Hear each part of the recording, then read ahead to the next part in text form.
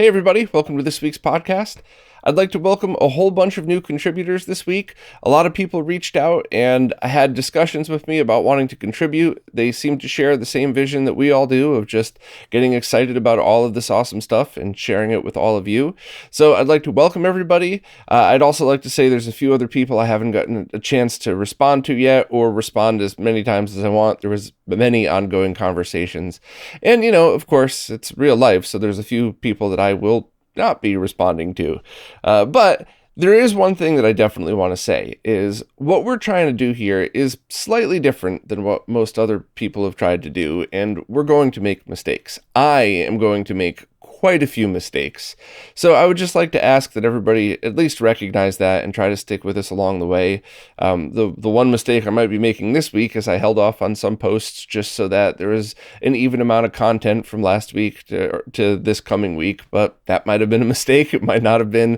I don't know. There's a whole bunch of stuff like that. It's going to be growing pains and stuff that we have to all kind of go through together. So please just know that we're all trying our best. I sure as hell am. And I just want to make this the coolest experience for everybody possible and really truly make it focused about the community. So anyway, enough rambling. Let's jump in and see what we got this week. First up, Chris from Displaced Gamers just posted a video about how scrolling works on the NES. And I got to admit, this is one of those videos and one of those situations that I watched the whole thing. I think I grasped exactly what it is Chris was talking about, but I'm not smart enough to re-explain it. So I'm very grateful that Chris is now able to post his own here, and in his own words, when doing research for the project, Chris found many new NES developers struggled a little bit when it came to understanding name tables and mirroring. This video makes an effort to highlight the differences between the contents of VRAM, physical name tables, and how we address them, logical name tables, in addition to scrolling. So, a quick setup for our background tiles, followed by how the camera is positioned during vertical blank. Scrolling itself is pretty easy. Yeah, so once again, I would not have been able to articulate that as well, and that is a perfect description for what it is that the video is about. So if you're like me and you're fascinated by this stuff but are not a programmer, it was still a great one, and I do have a much deeper understanding of how this stuff works. And if you're a programmer, the thing that I just read off of Chris's post will probably be more than enough info to get you excited and make you want to watch the video. This week's podcast is once again brought to you by JLCPCB, my favorite place to go for all the hardware projects I'm involved in. Boards up to 2 layers are usually ready to ship within a day or two, and boards up to 6 layers ship within a week, all for the same starting price of $2 for 5 pieces. They also offer stencils for people assembling their own components with a reflow oven, as well as even offer full assembly options for SMD and through-hole components if you'd like them to make the whole thing. Getting started is as easy as adding a Gerber file right to their website, selecting your options, color, and how many you'd like made. You can even add a stencil right from here to make it easier. If you're in a rush, you can get your orders extremely fast via DHL shipping. It's not cheap, but you'll be impressed how fast your order arrives. If you're on a budget, or just not in a rush, they have shipping options starting at under $5. If you'd like more info on JLCPCB, keep checking out these ads as the weeks go by, as I'll soon post more walkthroughs on how to use all the features they offer. Pre-orders are still open for a vinyl edition of the Shadow Dancer Secret of Shinobi soundtrack, and while most editions are sold out, the translucent teal version is still available, and all of them should start shipping out late next week. Price is about $25, and they also have repressed editions of Streets of Rage 1 and 2, Golden Axe, The Revenge of Shinobi, Space Harrier, and several others. So if you're interested in vinyl soundtracks, definitely check out the link to Data Discs, as well as Crystal's post. And I did want to take this opportunity to kind of ask everybody's opinion on this, because I see 2 reasons for people to purchase this. The first is just because it's an awesome collector's item, as with most of these vinyl releases. The artwork's beautiful, you get a physical package of something that's really neat, and of course you get to listen to it if you choose to as well, but the collector's side of things makes perfect sense. The only question I had was on the actual audio side of things. And I don't mean any disrespect to Data Discs or the team who does this or Crystal's post. Just as a nerd, I have to ask. In the post on the website, they said audio is sourced from a Japanese Mega Drive console, remastered in-house and cut at 45 RPMs. So what edition of the Mega Drive did they use? What condition was it in? Did they check it with MD Fourier first to make sure that it lined up and it was what most people would have expected to hear from that? And does anybody care? And I mean that in a nice way, but if 75% of the people who buy this are just collectors who want it for what it is physically, and the music is kind of a cool bonus, then no, most people don't care. But for me personally, I like to look at this as a nerdy way to experience something slightly different. So just to back up for a second, and this also is stemming from a post Nicole put up on Twitter, which, yes, it's Twitter, but this was actually positive. So if you go read it, remember that. No shade thrown at anybody here, but these games all generated their audio digitally on the chips on board the Genesis or Mega Drive, but we all heard them analog, because by the time it came out of the console, that was left-right analog through either headphones or speakers.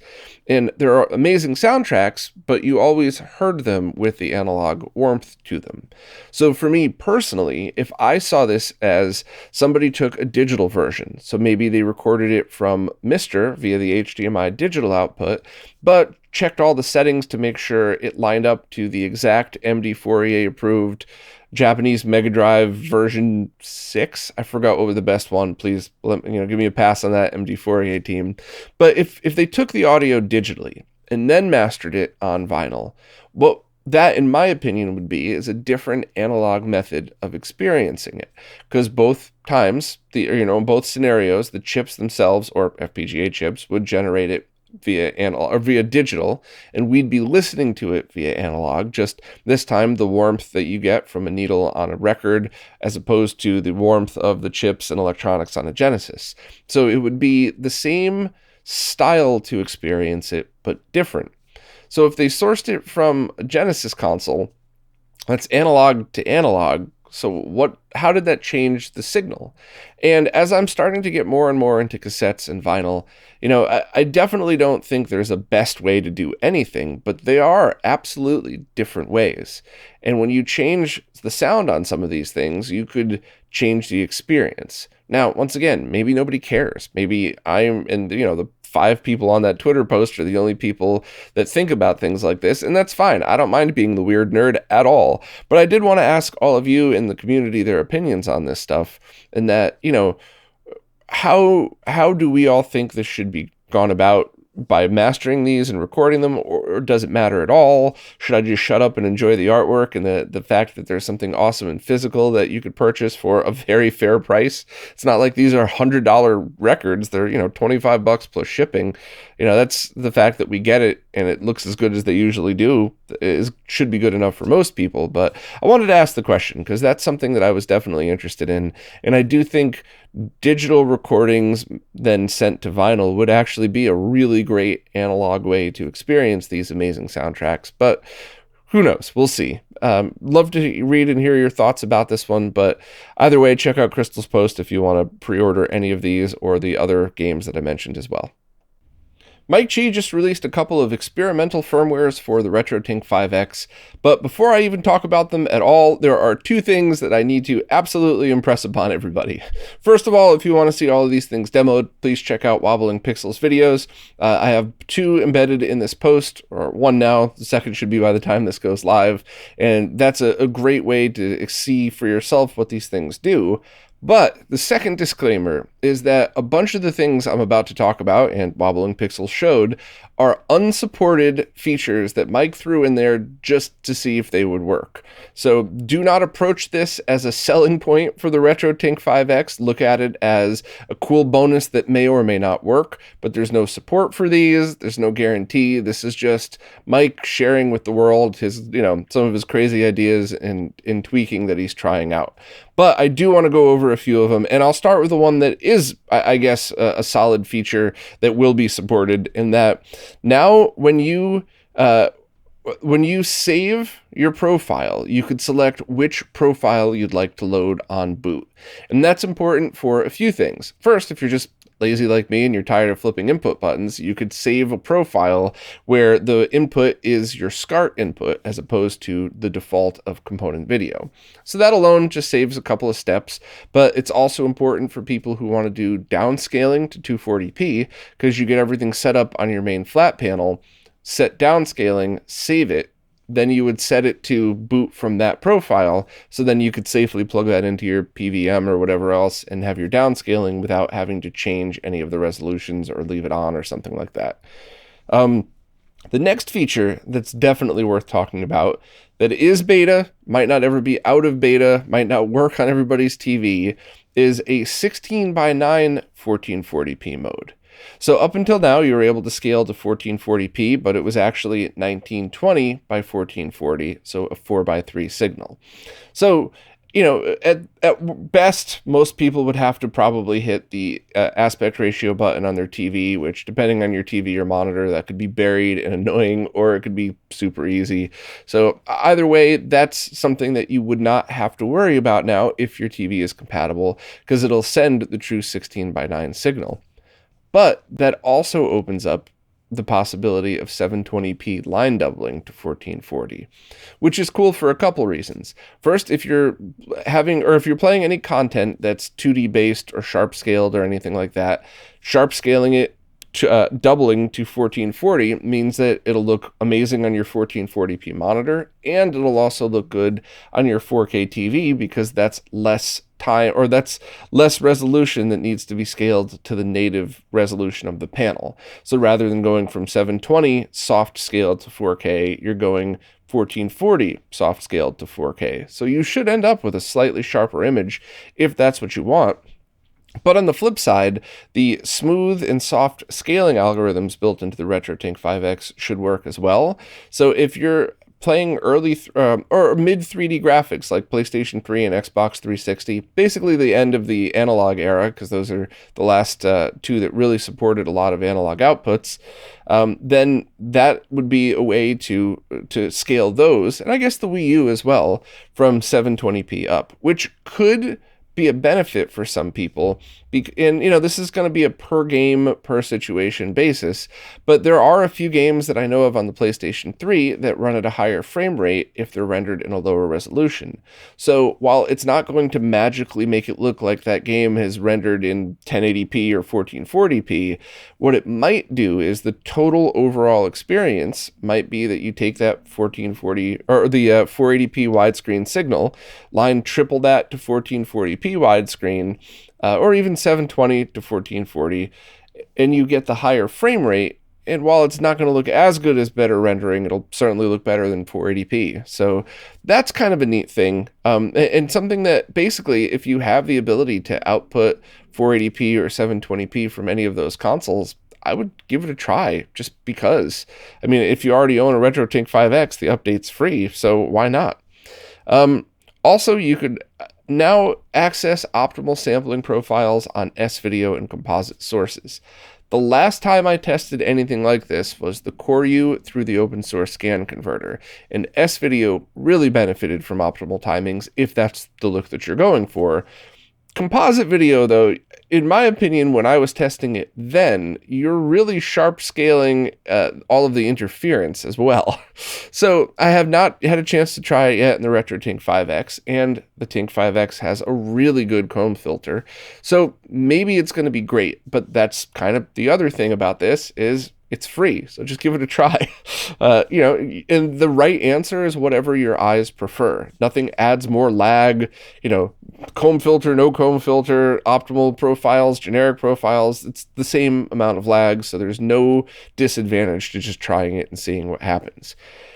Now, there's also a 24 frame per second. I'm going to have to repeat this a couple times because I want to make sure people hear me before I continue. A 24 or 30 frame per second only 4K mode. So don't get excited yet. It is not a 4K 60 beta firmware. It is 4K 24 or 4K 30. So First and foremost, what that means is you're going to start adding a ton of lag to the signal. Because while I'll admit my 4K 30 and 4K 60 lag testing has been kind of limited, whenever I dropped it down to 30, the lag went up significantly. So while, yes, you could play Stunt Race FX at its 7 frames per second in this 24 or 30 frame per second mode, and you won't see a difference, or even Virtua Racing, that's a 20 frame or 15 to 20 frame per second game, stuff like that, you're not going to see any difference, but you will feel the difference because you will have a lot more lag. So this is not something, make sure that you, when you're talking about this with people, it's awesome that Mike released this. It's very cool that we get to test this. And if you're using things that don't matter for lag, like those on-screen board games that I used to like as a kid, or turn-by-turn RPGs where lag definitely doesn't matter, then yeah, try it out. It might look ridiculously good, sharp scaled all the way up to the native resolution of your panel. But if you're having any gaming scenario in which lag matters, this probably isn't going to be the best for you. Now, your panel might differ, your projector, whatever else your setup might have. Maybe it's not that bad, but I just wanted to put that out there first, just to set expectations. However, if you're watching any content that was originally 24 or 30 frames per second, like, some DVDs are 24p, I think VHS tapes were all 480i 60, but the content was originally, some of it was recorded as cinematic 24. We're kind of going down a rabbit hole here, but I just wanted to basically say that this is an awesome feature that you could play around with, but just don't go around saying the RetroTink 5X is now a 4K scaler, because that's not fair to Mike, and that's not fair to any of the users that might fire it up, put it in 4K 24 mode and go, this looks amazing, but something's wrong. It's a little jittery, feels a little sticky on the controls.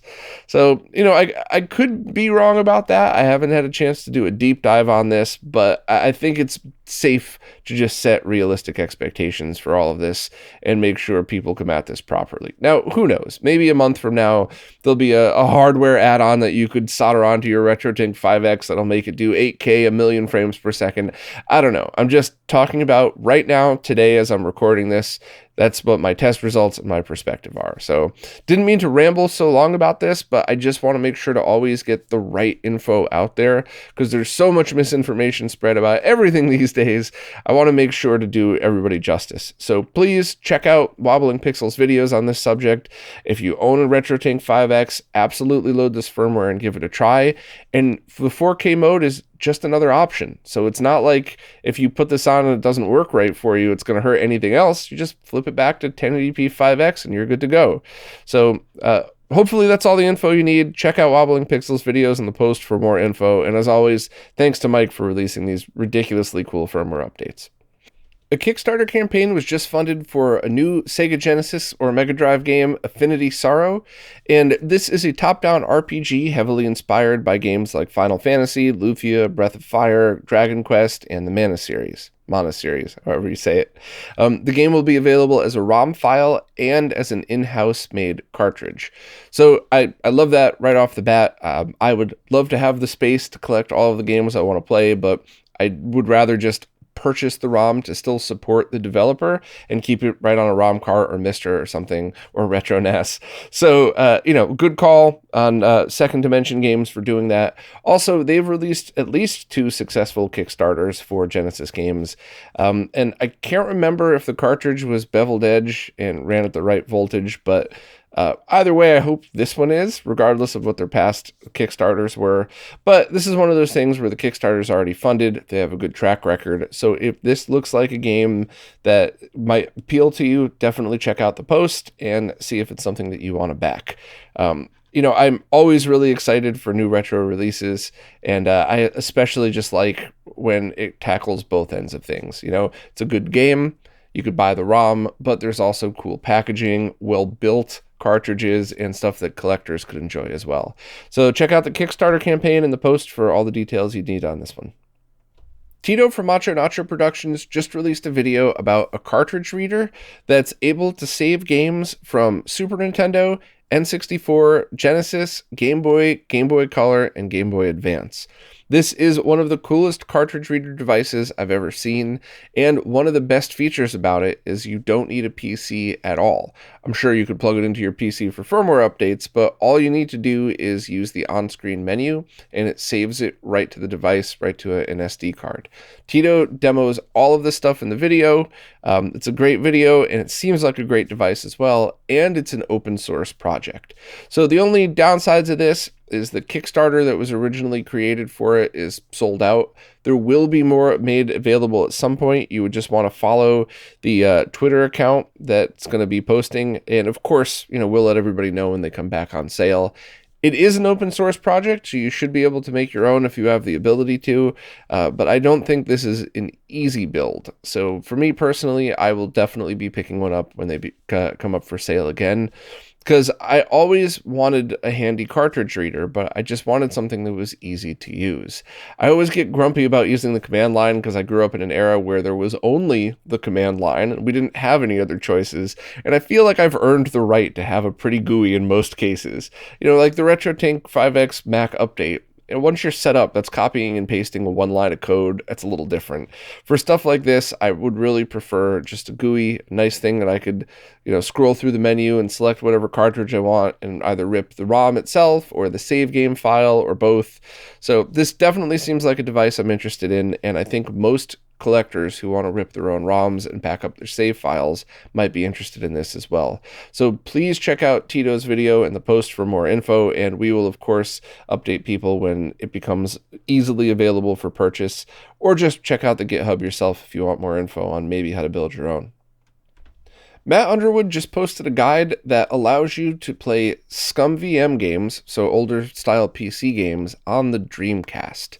Now, why might you want to do that if you already have the ability to play a PC game on your PC?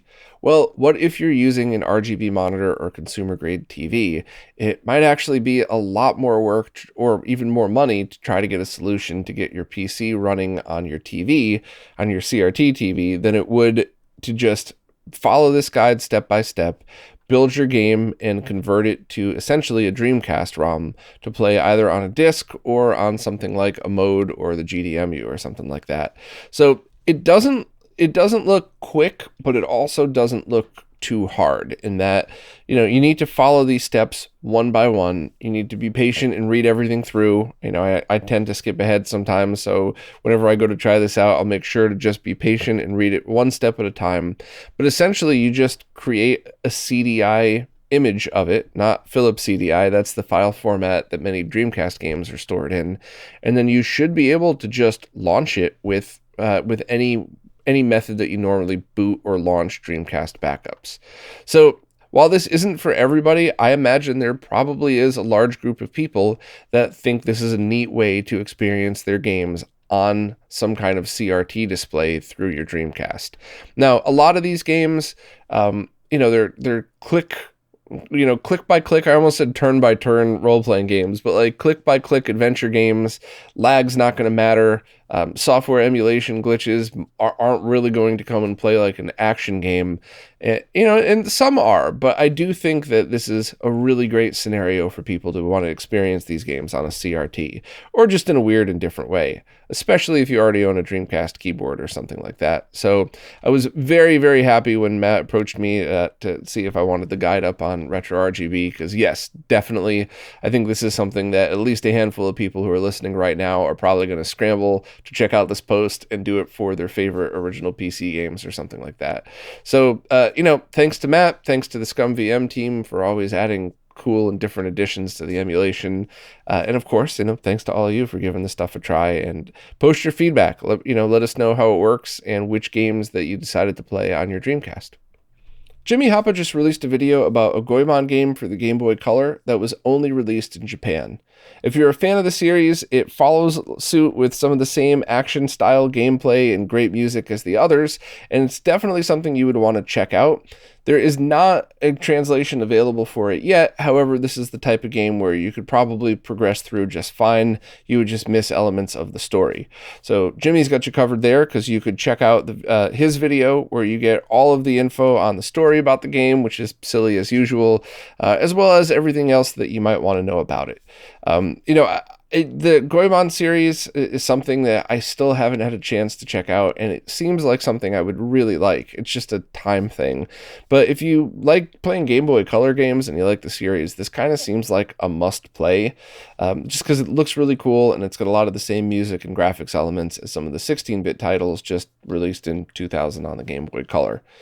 Also, I asked Jimmy if he could do his own posts for these for the videos like this, because while I do really enjoy watching his videos and having my own thoughts on them, I just never do as good of a job as Jimmy does explaining it. And I asked him to just cut and paste a quick description to make it easier, and instead, as you could see, he posted an awesome detailed post that gets you exactly what you would want to expect. So my suggestion is, even if you don't know what a Goemon game is, read Jimmy's post real quick, and that should get you fired up enough to enjoy the video, which I thought was excellent as usual. So welcome, Jimmy. Thank you very much for your time, and please keep making these videos. I've learned so much about games that I would have never heard about if it wasn't for these, so thank you very much. I just posted an interview with Justin from Console Kits and RetroRGB. Justin's the web developer that was able to help transfer the site from that HTML-based version to RetroRGB 3.0, which is what you've been seeing for the past few years, and I would have never been able to do that without his help. Plus, he's contributed a whole bunch more other stuff behind the scenes helping out. And, you know, we joked in the interview about how we talk on a kind of regular basis, so that's... I couldn't figure out why we never did a podcast before, and it's probably because I must have assumed we already did because we talk on a regular basis. But we finally got to it. It's very laid back, chill, two friends hanging out, inviting others to join us virtually, of course. So kind of, picture this one as a grab your cup of coffee, beer, glass of water, whatever, slide over and hang out. We also did talk a lot about Console Kits, which is his YouTube channel, where he focuses recently on arcade one-up cabinets, which anybody who's been following the podcast knows I have mixed feelings about them. I certainly love the cheaper ones for what they are, fun toys that kids would love, and just a neat little blast of nostalgia if you want to just game for a couple minutes. But, I do also have some pretty critical criticisms, if you will, about them, because I think they could be something that's pretty awesome if the team chose. So we kind of discussed pretty deeply our thoughts on that one. So if you're interested in that, please keep an open mind, because I do hear a lot of people think that arcade one-ups are totally junk and useless, which I don't think that. And I do think a lot of people think that they're perfect recreations of arcades, which definitely not. Somewhere in between. Also, I'd like to welcome a new sponsor for the Monday podcasts for at least a little bit. Hopefully we could have them stick around, but Riverside, which is how I recorded those, and my rant at the beginning of the podcast was 100% genuine. I was excited when I learned about that. I learned that from Lewis and Steve's podcast, the Says Retro podcast, and I just thought it was awesome, and the team seems cool, and they even gave a 30% discount for anybody that wants to try it themselves. Just go to retrorgb.link/Riverside and use coupon code RetroRGB30 for a 30% off discount, either the first 3 months or a yearly plan. So, I mean, I always make the point that I don't want to just have have some kind of support from people that I don't care about.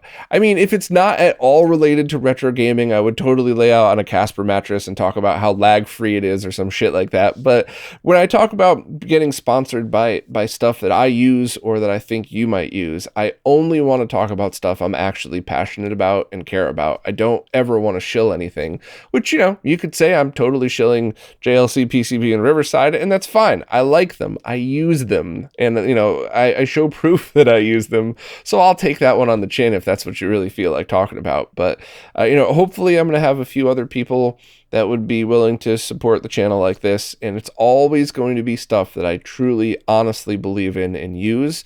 Or so ridiculous out in left field that no one will mistake it, like the whole stupid Casper mattress thing. But anyway, please check out the podcast as well as Riverside as well. And of course, subscribe to Justin on his channel and on social media. I think he's going to branch out and do a little more than just arcade one-up. But if you want some info on that, that's definitely the place to go. Now it's time for this week's Mr. Updates, care of Lou from Lou's Retro Source. As usual, I'm just going to be skimming through all of the updates, but if you'd like any more info, please check out Lou's video, subscribe to him, and check out the post as well if you want direct links to any of this stuff. But let's jump in and see what we got.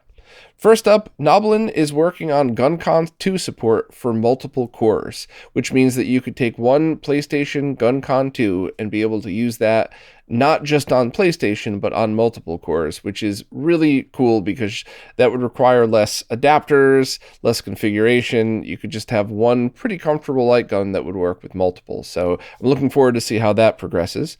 There's now an official version of the MT32 Pi announced by Sorlig, and it's called the MT32 Pi Lite. I believe this one is posted out on GitHub, and I'm not sure if anybody is selling them yet, but that's certainly something that we'll make a separate post about whenever it comes up, because I think that's something that a lot of people were interested in, and now that there's kind of a new light, smaller version available with the Pi Zero, I think that might even be more appealing to people as well, because it's just less stuff hanging off your Mister. Also, Season 2 of Mr. Sage events will start on February 13th.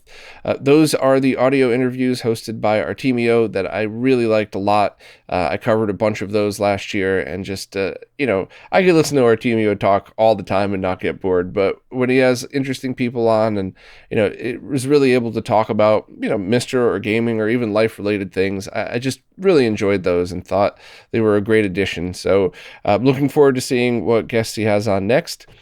There is also video filter presets, which is such good news because while I respect and love all of the time and effort that went into making those very nice and very high quality scanline filters, the full mask filters and all of that stuff, it was still something that felt like a dev option, and now it doesn't. Now you just flip on a profile and you can still tweak them to your liking if you choose to, but you could just flip on different video presets and basically with one button push have something that looks like a PVM, a consumer grade TV, etc. So that's pretty cool.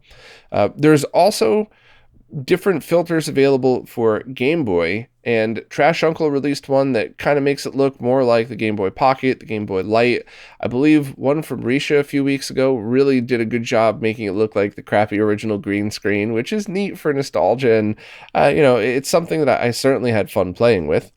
Also, there is the ability to have a custom MiSTer-related BIOS for the Master System, and I think that's neat too because there's also a few things like the MK2000 BIOS that plays that really cool Space Harrier theme that uses both the FM chip and the regular chip.